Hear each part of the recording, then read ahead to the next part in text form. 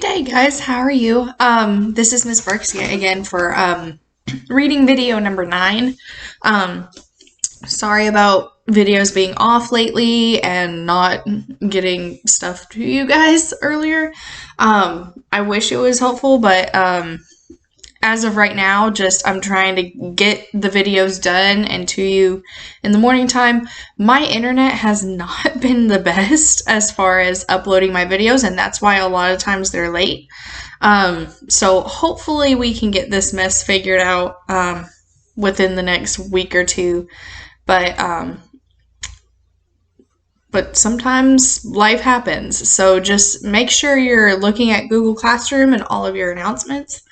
Another thing I want to mention too is, you'll notice I don't have a regular schedule for social studies. Reason being is the whole point of social studies is for you to hear, what's going on. And with this reading passages, I labeled those out because I know some of you guys really like to read on your own. And I'm giving you that option. And then some guys just want to read, just read along with me. And that's fine too. With social studies, you're really going to need the video to understand what you're doing in your slides or your packet. So some of you guys may not know what to do for a certain day. Wait until that social studies video comes out, watch it, and then do the assigned sheets, because some of them we'll do together. But I will mention at the end of every single one of my social studies videos what to do. Okay. So today is April 1st. No, I don't have any jokes for you guys. Sorry. Because, again, normal school day. Can't believe it's almost spring break. Next week is spring break. But let's go ahead and get to reading. We are on chapter 11 now. So last we left off, Serket made her appearance. And Bast, if you remember, Bast was used to be Muffin, but she's actually a goddess. And Bast is trying to hold her off, and they're like, all right, you guys need to run, go to the museum, find a temple, something, go, because it's too dangerous. And we find something new about Carter. He hates scorpions. So you would think with him being in the desert with his dad a lot, you would think he would be okay with scorpions. He's not. I will eventually find a picture of Serket. But I don't have one right now because we need to get to reading. I will post it along with the video, probably. So let's get to going. Chapter 11 is from Sadie's viewpoint. So we just went from Carter's to Sadie's. You're gonna have to make sure you read whose viewpoint is on the side, because that's gonna help. And this, the chapter title is "We Meet the Human Flamethrower." So we don't know what that means, but let's see where we're going. Right, I'm taking the microphone. There is no chance Carter would tell you this part properly, as it's about Zia. Shut up, Carter, you know it's true. Again, brackets, that means they're like kind of talking off screen and then coming back. Oh, who is Zia? Sorry, I'm getting ahead of myself. We raced to the entrance of the museum, and I had no idea why, except that a giant glowing cat woman had told us to.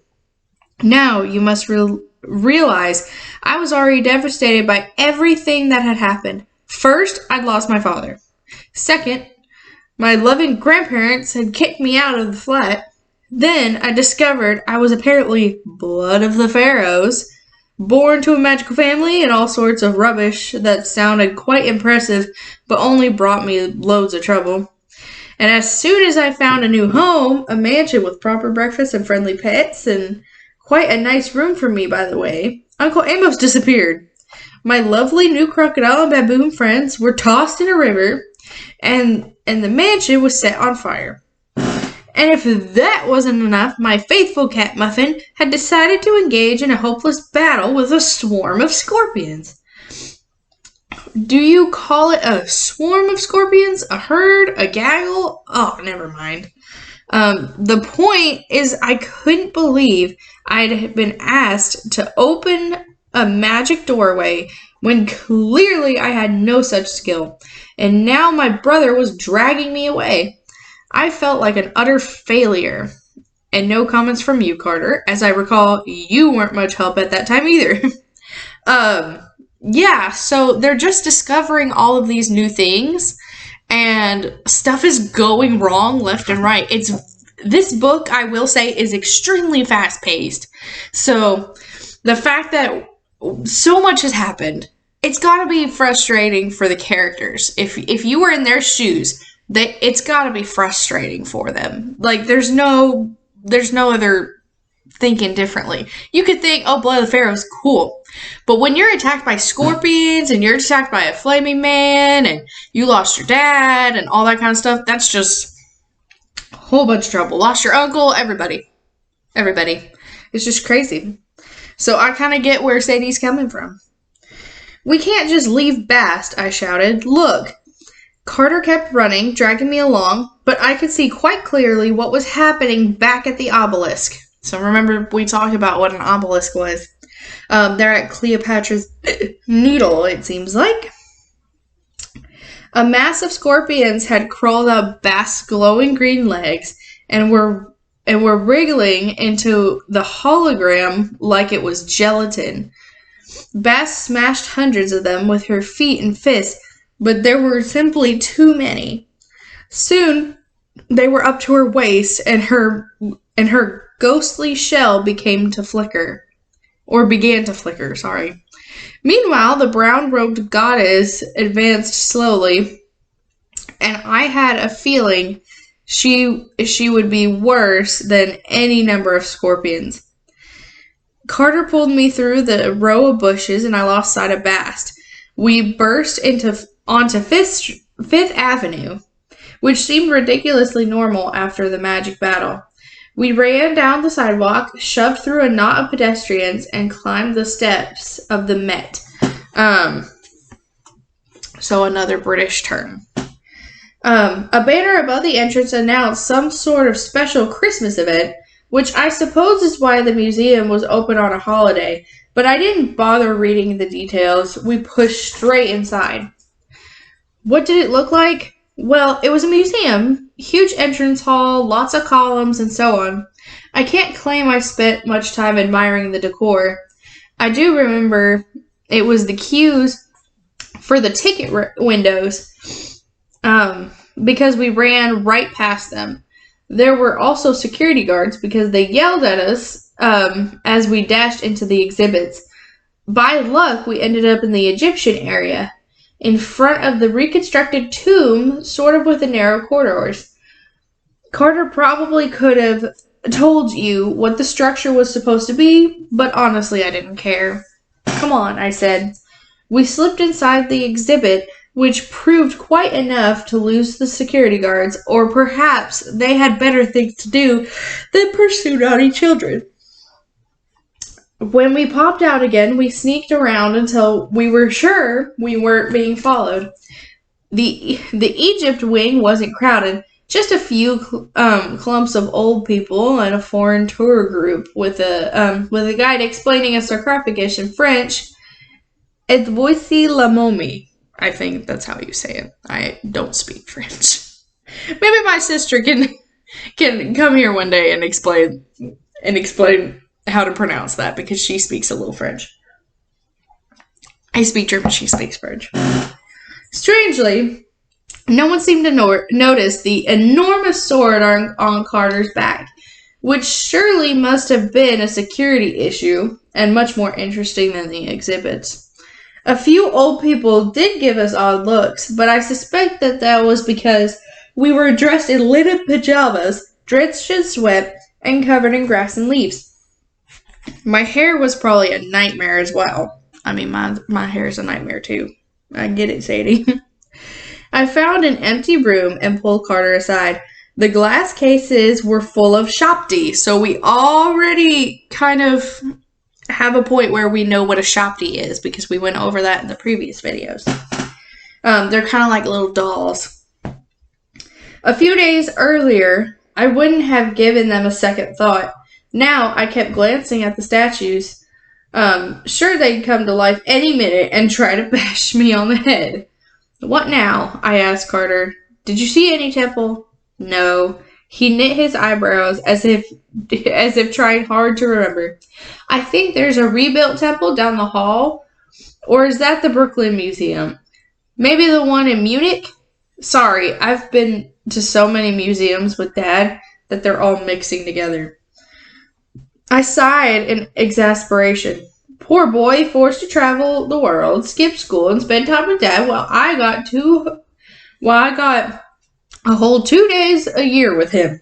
Hey, Carter turned on me with surprising force. You get a home. You get friends and a normal life and don't wake up each morning wondering what country you're in. You don't.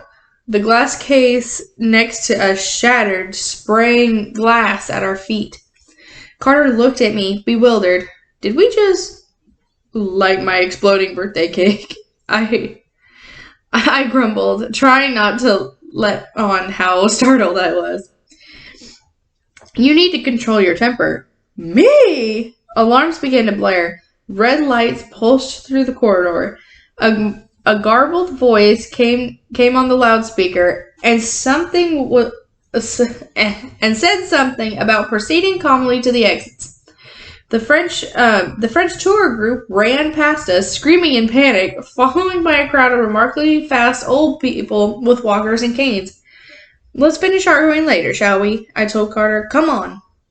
We ran down another corridor, and the sirens died as suddenly as they started. The blood-red lights kept pulsing in the eerie silence. Then I heard it, a slithering, clacking sounds of scorpions. So that, to me, I don't know if you guys get this too, that's absolutely terrifying. It makes sense that, like, with the flashing lights, there would be noise and you can see that. But what if you're just in a lonely hallway with the red lights flashing and there's no sound, but all you hear is, like, scorpions or, like, little clicks of scorpions? That would terrify me. That would absolutely terrify me because that's, like, suspenseful. If you guys don't know what suspenseful means, it's like you know something's about to happen, but you don't know when it's going to happen, and it could just pop right out at you and scare you. What about Bast? My voice choked up. Is she? Don't think about it, Carter said. Though, judging from his face, that's exactly what he was thinking about. Keep moving. Soon we were hopelessly lost. As far as I could tell, the Egyptian part of the museum was designed to be as confusing as possible, with dead ends and halls that doubled back on themselves. We passed hieroglyphic scrolls, gold jewelry, sarcophagi, or multiple sarcophaguses. We passed statues of pharaohs and huge chunks of limestone. Why would someone display a rock? Aren't there enough of those in the world? So she doesn't get the significance of limestone in ancient Egyptian culture and how they made the pyramids, how they made the sarcophagus, everything. We saw no one, but the slithering sounds grew louder no matter which way we rode. Finally, I rounded a corner and smacked straight into someone. I yelped and scrambled back, only to stumble into Carter. We both fell on our bums in the most unflattering way. It's a miracle Carter didn't impale himself on his own sword. At first, I didn't recognize the girl standing in front of us, which seemed strange looking back on it. Perhaps she was using some sort of magic aura, or perhaps I just didn't want to believe it was her. She looked a bit taller than me, probably older too, but not by too much. Her black hair was trimmed along her jawline and longer in the front so it swept over her eyes. There we go. She had caramel-colored skin and pretty vaguely Arab features, so Middle Eastern features. Her eyes, lined with black coal, Egyptian style, were a strange amber color that was either quite beautiful or a bit scary. I couldn't decide which. She had a backpack on her shoulder and wore sandals and loose-fitting linen clothes like ours. She looked as if she were on her way to a martial arts class. God, now that I think about it, we probably looked the same way. How embarrassing. I slowly began to realize I'd seen her before. She was the girl with the knife from the British Museum. Before I could say anything, Carter sprang to his feet and moved in front of me and brandished his sword as if trying to protect me. Can you believe the nerve? So she's just like, don't protect me, dude. I'm fine. Get back, he stammered. The girl reached out into her sleeve and produced a curved white piece of ivory, an Egyptian wand. So if you guys know Harry Potter, some of you guys don't, but if you know Harry Potter and if you look at Voldemort's wand, it's very similar. So it's white and it's curved. So that just reminds me of Voldemort's wand. Let's see. She flicked it to one side and Carter's sword flew out of his hands and clattered on the floor. Don't embarrass yourself, the girl said sternly. Where is Amos? Carter looked too stunned to speak. The girl turned towards me. Her golden eyes were both beautiful and scary, I decided. And I didn't like her a bit. Well, she demanded. I didn't see why I needed to tell her a bloody thing, but an uncomfortable pressure started building in my chest, like a bird trying to get free. I heard myself say, Amos is gone. He left this morning. And the cat demon? That's my cat, I said. And she's a goddess, not a demon. She saved us from the scorpions. Carter unfroze. He snatched up his sword and pointed at the girl again. Full credit for persistence, I suppose. So, again, Carter in this moment with a sword, it's reminding me of Percy with his sword. So, you can tell definitely there's similarities between the two worlds with the Red Pyramid and Percy Jackson. Who are you? He demanded. What do you want? My name is Zia Rashid. She tilted her head as if listening. Right on cue, the entire building rumbled. Dust sprinkled from the ceiling, and the slithering sounds of scorpions doubled in volume behind us. And right now, Zia continued, sounding a bit disappointed, I must save your miserable lives. Let's go. So this random person just comes up and it's just like, well, I'm trying to find Amos and I gotta save you guys. So here we go. I suppose we could have refused, but our choices seemed to be Zia or the Scorpions, so we ran after her. She passed a case full of statues and casually tapped the glass with her wand. Tiny granite pharaohs and limestone gods stirred at her command. They hopped off their pedestals and crashed through the glass, some wielding weapons. Others simply cracked their stone knuckles.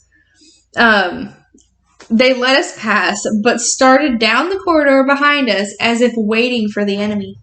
Hurry, Zia told us. These will only buy us time, I guess. Yes, we've heard that before. You talk too much, Zia said without stopping. I was about to make a withering retort. Honestly, I would have put her in her place quite properly. But just then, we emerged into an enormous room, and my voice abandoned me. Whoa, Carter said. I couldn't help agreeing with him. The place was extremely whoa. The room was the size of a football stadium. One wall was made completely of glass and looked out on the park. In the middle of the room, on a raised platform, an ancient building had been reconstructed. There was a freestanding stone gateway about 8 meters tall, and behind that, an open courtyard and square structure made of uneven sandstone blocks carved all over on the outside with images of gods and pharaohs and hieroglyphs. Flanking the building's entrance were 2 columns bathed in eerie light. An Egyptian temple, I guessed. Yeah, the temple of Dender, Zia said.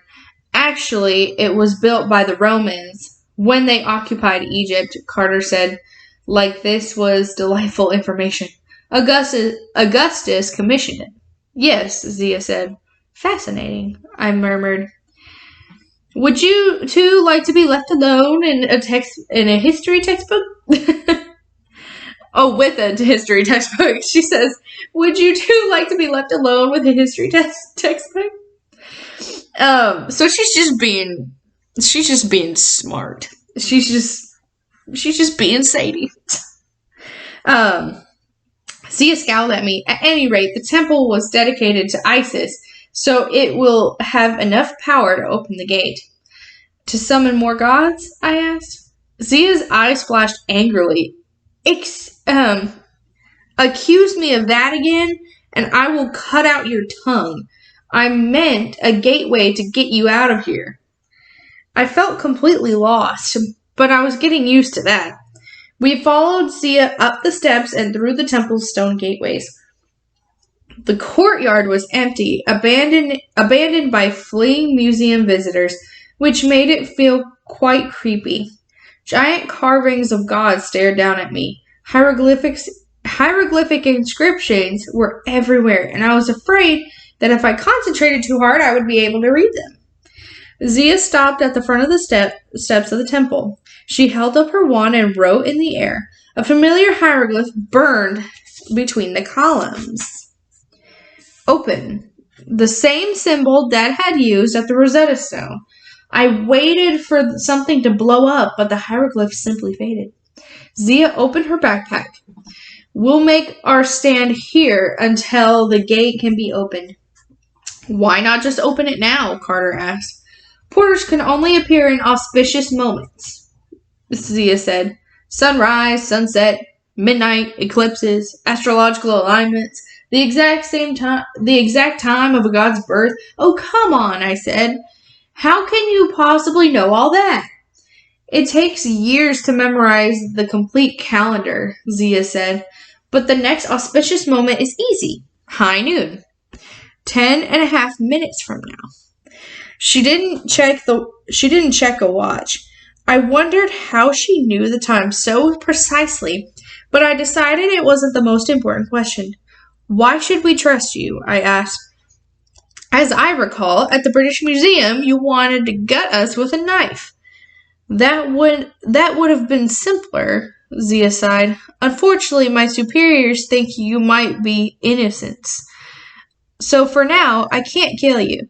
But I also can't allow you to fall into the hands of the Red Lord. And so, you can trust me. Well, I'm convinced, I said. I feel all warm and fuzzy inside. Now, again, she's saying that to be smart. She's saying that, like, sarcastically. It's like, oh, that's so nice that you said that you can't kill us. Oh, that's nice. Zia reached in her bag and took out 4 little statues, animal-headed men, each about 5 centimeters tall. She handed them to me. Put the sons of Horus at the cardinal points.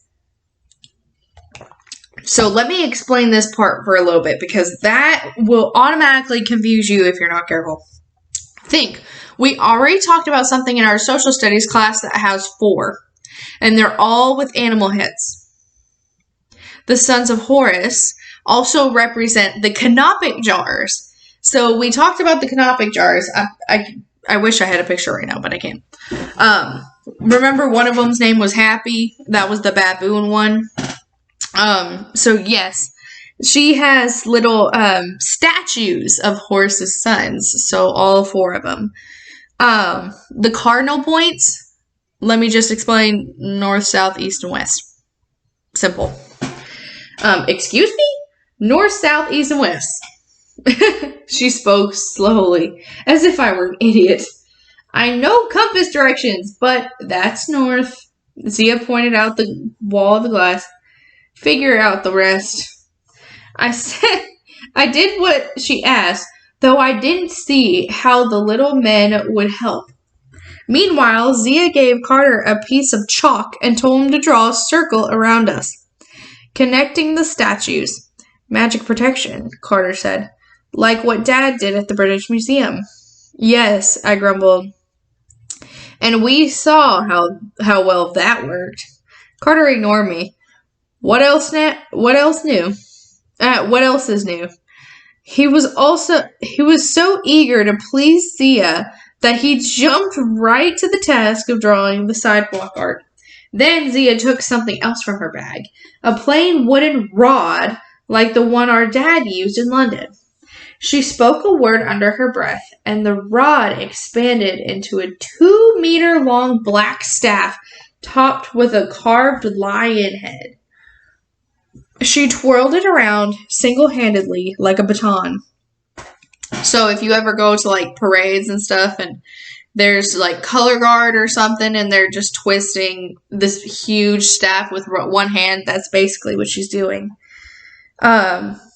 Just showing off, I was sure, while holding the wand in her other hand. Carter finished the chalk circle as the first scorpions appeared at the gallery's entrance. How much longer on that gate? I asked, hoping I didn't sound as terrified as I felt. Stay inside the circle no matter what, Zia said. When the gates open, jump through and keep behind me. She touched her wand to the chalk circle, spoke another word, and the circle began to glow dark red. Hundreds of scorpions swarmed towards the temple, turning the floor into a live mass of claws and stingers. Then the woman in brown, Serket, entered the gallery. She smiled at us coldly. Zia, I said, that's a goddess. She defeated Bast. What chance do you have? Zia held up her staff. The carved lion's head burst into flames. A small red fireball so bright it lit the entire room. I am a scribe in the House of Life, Sadie Kane. I am trained to fight gods. So, that is a really unique twist. So they just met this person. They're like, all right, I can't kill you. We got to get out of here. So that's something new. So we don't know what happened to Bast. I really want you guys to start thinking, okay, number one, questions we have at the end of this chapter. What happened to Bast? That's my number one question is what happened? Like, did she full on was she defeated? Did she die? Did she run away? What happened to Bast? Second thing is, she's a scribe in the House of Life. If you remember, the House of Life was the mansion. So she was a scribe for the House of Life. So really, we need to know how she became a scribe. Why is it her job to fight gods? And now we actually understand why she knows Amos from the House of Life. So the next chapter that you guys are going to have to read, it's not long at all. It's actually a really short chapter. It goes from page 141 to 146. That's it. And then chapter 12 is a jump through Hourglass. So I will put in the description below the other audio version.